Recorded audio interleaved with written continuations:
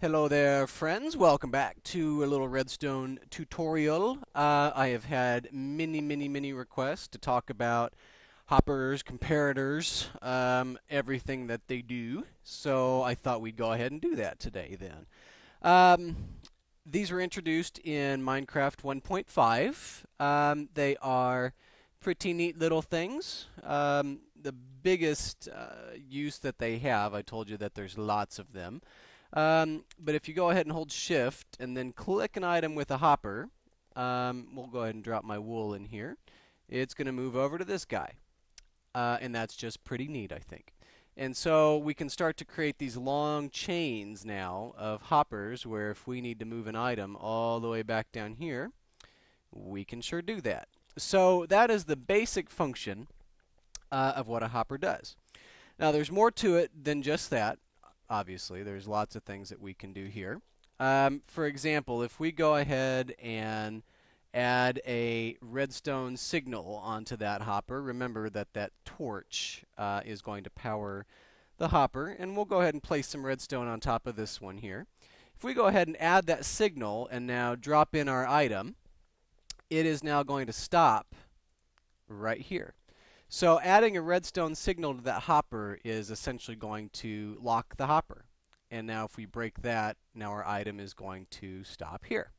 And now if we break our torch, then our item's going to end up here at the end.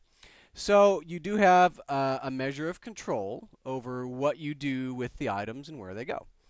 Now obviously there's more than just moving items from one place to another.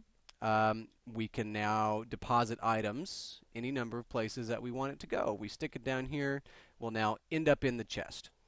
And this is true of lots of different things. Now for a furnace, this is probably not a real good example. Trying to stick wool into a furnace, that's not really going to help. It's going to get caught here, And that's not the furnace's fault. That's my fault for not planning it better than that. But you get the point. So yeah, that's kind of the basic movement of hoppers. And now we're going to look at the comparator. I've heard this thing pronounced 1,000 different ways. I think the proper way to pronounce it is comparator. You build it with 3 torches and a little bit of quartz and some stone, obviously. There are a couple different things that you can do with the comparator. So what we've done here is we have the comparator here, and now we have locked this hopper on the end with our torch. So when we go ahead and put in our piece of wool, you'll notice that the comparator now lights up. So it will let you know when there is an item in this hopper. And even more specific than that, it carries a signal a very specific distance based on the item or how many of those items are in that hopper. Let's go get some purple wool. We're going to get a whole stack of purple wool. And you'll notice here, if we go ahead and put in 16 of those, it still only is going to travel out one little piece of redstone there. Maybe we go and add some more, so there's 17. You can see the repeater out there. 18, 19, 20, 21, 22. Now 23 is our magic number. So most items that will stack to 64, and I could be, I may get corrected on that. I believe every item that stacks to 64 has that very same property right there of 22 only carrying the signal 1 piece of redstone, and then when you put 23 it kicks it out to that second one right there. And then of course we can test this. What happens if we double it? What if we go ahead up to 48, and we'll do that here real quick. So we're on 44. Now we can see our repeater over there, 5, 6, 7, 46, 45. So the next threshold is 45 to 46, and kind of makes sense, doesn't it? Kind of interesting. So that's an interesting, a neat little property of some of the items right there. Now the next thing we can do is if we unlock our hopper here, if we put an item into the hopper, we're going to watch it move down the way out of the comparators just like that. And we'll go ahead and we'll drop one more item in just like that. And now you noticed I just put two different items into the hopper. We put blue and purple, and they do not stack, obviously, inside the hopper here. And that's also very useful. That'll be something interesting. Now, something I do want to show you is if we put something that does not normally stack, like a minecart, then we're going to have some different properties in terms of how far that redstone signal is now going to carry. It'll go out, as we see, 3 bits of redstone there. So minecarts, boats, things that do not stack to 64 like an ender pearl, those are only going to carry so far. So yeah, those are basic properties, and we are going to get into some more interesting, some more fun uses of the hopper, and I think we'll do that now. All right, so what I get asked a lot is I want to set up an auto smelter. And this is a great idea because it's very useful, it's very fun, it's very simple. So I thought we'd go ahead and do that here real fast. So let's go get a chest. And now what we want is we want to set up a chest right here. And right-clicking will allow us to place our hopper into that chest. It can be a double chest, it can be a single chest, it doesn't matter what it is. Right there. You'll notice that a hopper doesn't count as blocking that chest shut, as if you put a block right there and now I can't click in it. Hopper still allows use. And so what we want is something that's going to smelt all of our things and spit them out in this chest. Well, the way we do that is by sticking a hopper on top so that anything that now gets cooked is going to go ahead and move out of the furnace. Obviously, a chest is not a good example of that. And now we need to do two things with our furnace here. We actually need to have the input right like that. And now we need to have our coal or whatever it is. So here in the back, I am going to go ahead and I'm going to set up a chest. I need to be up here on the top. Sorry about that. I'm going to go ahead and set up a chest and put my coal blocks in the chest. And now you're going to see that they start moving out and into the furnace. So that is our way to maintain our fuel. And now if we go back up here to the top of this thing and I set up another chest here on top, now I can drop in any item that I want to go ahead and smelt. Let's say that we want to make a bunch of glass. I can put all of my sand up into the chest here, and now it's going to start feeding into the furnace. And more important than that, it's not just going to feed, it's going to keep replenishing. And you'll notice no glass went ahead and showed up here. It's now down here in our bottom part of the chest. So this maybe isn't the most efficient, the most compact, anything like that. But this is the general property behind setting up an auto smelter. Just like that. Now, anytime you're in range, this is going to go ahead and work. It's going to go ahead and run, which is pretty neat. And if you come back with just gobs and gobs and gobs of sand, you can go ahead and throw them in here. And anytime you come back with your coal blocks, you can go ahead and throw them in there as well. And it'll continue to churn out just like that. So what I'm going to do is I am going to get multiple stacks of sand here, which will be pretty fun, I think. And we're going to go ahead and throw them into the top chest here, just like that. And now I'm going to go get a couple stacks of coal blocks. And we're going to throw them in the back. And we're just going to let this run for the rest of our tutorial. So there. What I want to do next is I want to get into some properties of the comparator and some more specific things that we can use that for. So we're going to do that now. Okay, so as our furnace goes to town over there, we are going to talk about my favorite use of the hopper so far, and that is the hopper clock, which is this little guy right here. Basically, all you do is you take a hopper, any even number of hoppers will work, and actually multiple odd numbers of hoppers can work too if you can figure out how to do it, and you just run them into each other just like that. And now what we'll do is we will pick any spot on the hopper, and we're going to put up a comparator just like that. So now we come in here and we drop in any block that we want, and you're going to see that this is just going to run back and forth just like that. So if we come back over here to what we had going and drop in our block, now at a very regular interval, this thing is going to run. And now let's say we put something like a dispenser in front of that.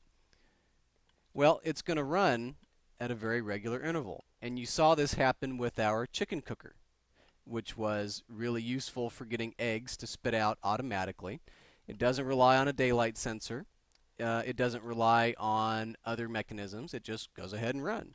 Anytime you're in range, this is going to go. Now, if you ever tried to build something like this with repeaters and use a repeater clock, this was all fine and well too. But unfortunately, these things had issues when they were unloaded and then reloaded by a server. We're going to let this guy go ahead and run here. So these would freeze when they were loaded and unloaded. It wasn't always. There were times when this thing just went ahead and froze. The hopper is not going to do that. So it is, in that respect, a superior clock. Something that is not so good is these guys are a little bit difficult to time. For example, moving an item horizontally like this is actually going to be 8 ticks. And the math can get a little bit messy, just like that. If we wanted to, we could measure that against hoppers that take items vertically like this, and that is actually much quicker than it is horizontally. But we don't need to go into that right now, I guess. So any of these clocks, just like this, are very, very useful for controlling a myriad of things. Let's say we want to build a sign that flashes. You can do that with a hopper clock. Obviously, automated chicken cookers work with a hopper clock. So that's just a couple of examples. I'm sure that you will find 1,000 ways to use these that I have never thought of. But that's basically a little hopper clock. What I want to do next is I want to show you maybe an unconventional use for a hopper. I'm going to show you how we can actually use a hopper clock to run a double piston extender. So I'll come back and show you that next. Alrighty, so as our cooker still goes, as promised, here is a little hopper clock. And now we are going to use this little hopper clock to build us a double piston extender. And we're going to do that just like this here. Double hopper into a comparator, which remember is just going to read any block that we go ahead and drop in here, just like that. There we go. And then that comparator into a block, and that is a way to get us around the restrictions of Redstone. You know, we can run them off like that, whatever. We're not going to do that here. Torch, block on the side of that torch, and block on the top. And now, so we've got this contraption built. And now if we go ahead and stick a torch here, then it's going to lock our item in that hopper. And now if we go get a button and put that here on the side, then you see we're going to move around a couple times here. There you go. So let's go get our sticky pistons then. And what we want is a double piston extender, which is this guy here, and a block on the top. Now, there is a trick to this. When you very first build it, you have to take the item out and put it back in. And you just saw why right there. So when you're normally doing it, there's no item in the hopper yet. I'm going to put my sticky pistons down. I'm going to put my item on the top of the piston here. Now, in order to get this to run, item out, item back in. I'm going to do it. Now it's up. Put the item in. It's going to come down. It's not correct. We got to take the item out again. There. Just like that. Now, as I run it, up and down. Up and down. Now, clearly, maybe we don't always want to run it that way. Maybe we want it to go ahead and stay up there. Well, There is a little control issue with it, but we can fix that control issue by hooking this up to a cleverly timed T flip-flop. And I won't do that here because I know everybody has watched that video on T flip-flops and you're experts with it. But this is a really neat little double piston extender. This actually was from AC Tennis AC. Like I said, kid's a genius. So yeah, that is an example of using a hopper clock in a non-traditional fashion to go ahead and run a double piston extender. What I want to do next is I do want to build a little bit of a sorter. It is not the smallest, not the fastest. It is, a little laggy, but it's the one that I trust, and it's one that I have always had success with, and I feel like will always work. So we are going to do that next. All right then, little cooker still chugging away. If we go over here a little bit, let's say that we want to build a sorting machine. And maybe we want this sorting machine to go ahead and spit our items into a chest. And we're going to put that chest right here. So we have hoppers that go into those blocks. And now, of course, we're going to want this to be nice. So let's go get a little sandstone. And we're going to put our sandstone here on the front. So yeah, you see a little bit of the hopper, but by and large, we're going to hide this thing back here. So to build a sorter, what we want to do then, little rail here and into a normal rail. And now out the back here, we're going to put 2 more powered rails, just like that. And I need a lever because we want to go ahead and power these things all the time. So if we stick a cart right here, then it is going to stay there until that power rail gets activated. It'll roll out here and then go immediately back. And something that we do need now is we need this cart to bounce off of something. So let's do this here now as a trial.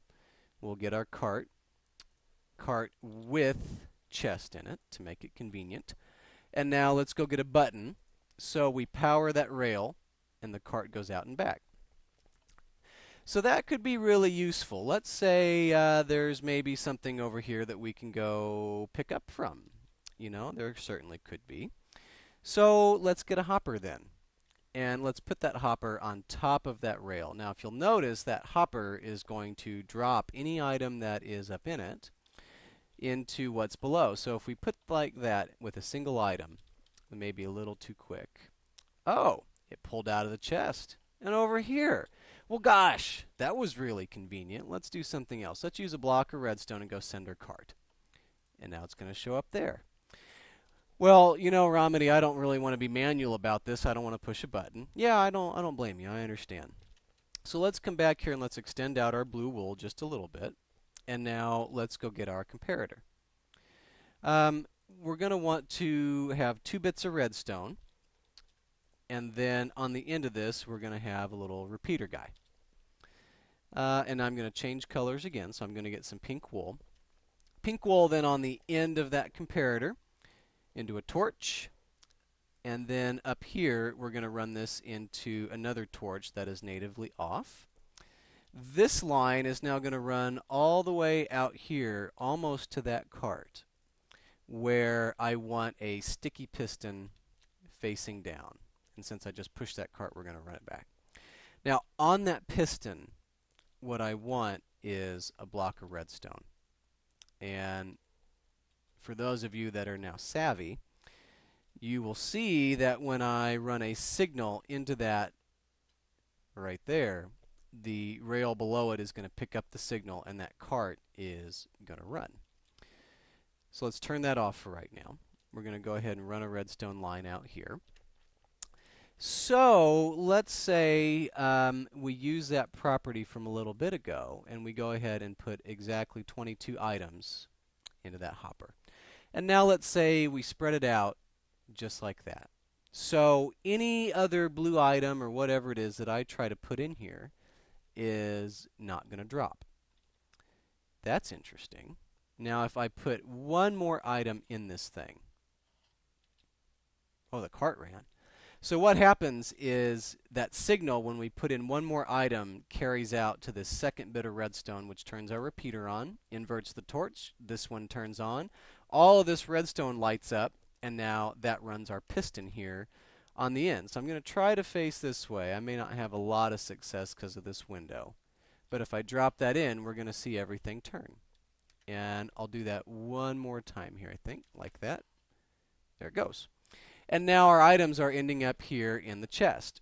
Well, if we were to go ahead and now tile this thing out just a little bit, like this here, and now you can get clever with your chests by using alternate normal chests and trap chests. If we were to build this guy out a little bit, now we can make a sorter. And I will go ahead here real briefly, and I'm going to build out the sorting line, and then I will come back. Right then, so here we are, almost done. We've gone ahead and we've got our structure built, so we're just going to go back here behind. You'll notice that just like before, we've got our 18 and then our purple there. We have our stone, and then we have our stone here. So that's all I've done to label. You can use signs, I mean, you can do whatever you want, but that's how we've labeled it anyway. And you'll notice back here that everything is now reading one block out, which is great, and all this is all connected. That is perfectly fine because it's going to travel at most 2 blocks, so we'd go here and then we'd go to there, which is already turned on. Now this stuff here at the top looks a little scary, and it's not. All this is doing is just separating our lines so that they are independent of each other. These repeaters are important. If this was redstone, then this repeater would power that block and it would take signal everywhere and it would get messy. And then here at the end, it's all into repeaters. And repeaters have a neat property that if redstone comes into a block above them, they'll go ahead and they'll take power, which is pretty neat. So all that we've got left to do is we want to go get our rails back. And I am going to want that. So we'll get a little cobble, and we're going to come here to either end. It does not matter. All we want to do is build the actual area for our sorting cart. And we'll do that just like this. And now this part is going to be interesting, so we're just going to hop up and down. I could just walk along the back. I know you're screaming at me. I'm sorry. But there, we're done. And then on this end, obviously, we want our block here so that the cart rebounds. And now we do need to power all of those rails, and we can actually do that from right here. We can stick a block, and now we do need a lever. Now, we don't want it on the side, otherwise that would then lock one of our hoppers, so it's back here on the back. And now this is going to be where our cart is going to start from. So we do want to have a little block here on the side. We'll go ahead and put our cart down. And now we'll put a lever. So when we turn the sorter on, that cart is just going to run back and forth, just like that, over top of those hoppers. And now when we turn it off, the cart is going to come back and stop, which is neat. So what we'll do is we'll go ahead and we'll put into our cart items that will sort. And I think we're also going to put in some items that won't sort, like that. And now we'll go ahead and turn our cart on, and we'll be able to come back here behind and kind of watch as everything is sorted. So as it gets dropped into the cart, you'll notice each of the pistons go ahead and kind of go down. And when we have multiple items, since the cart at top sometimes is a little quicker, they're just going to go ahead and stay down. So if we go out here to the front then, we can see where we have items sorting into our chests, which is pretty neat. The dirt, I didn't put any dirt in there, so of course it's not going to sort. But there's that. And now the cart will go ahead and do that until it's pretty much out. Now there are ways that we can go ahead and automate this even further. I'm not going to do them here because the video I think has already gotten too long, and there are other things that I want to go ahead and get to in part 2. So I think I'm going to stop this one here. We'll do a part 2 for hoppers, like I said. I was hoping that we were going to see these carts down here on the bottom go ahead and stop. There we go. So we're going to turn our machine off here. And if we go look into our here, we notice that everything that could not sort is now left behind. We'll go ahead and toss the dirt in, turn it on, and now you're only ever going to see the dirt light up here on top. And that's just pretty cool. So, yeah, we'll stop it there. I think we'll come back with an automated potion machine with hoppers. Couple other things I want to do as well. So that'll be for part 2. I'll see you there.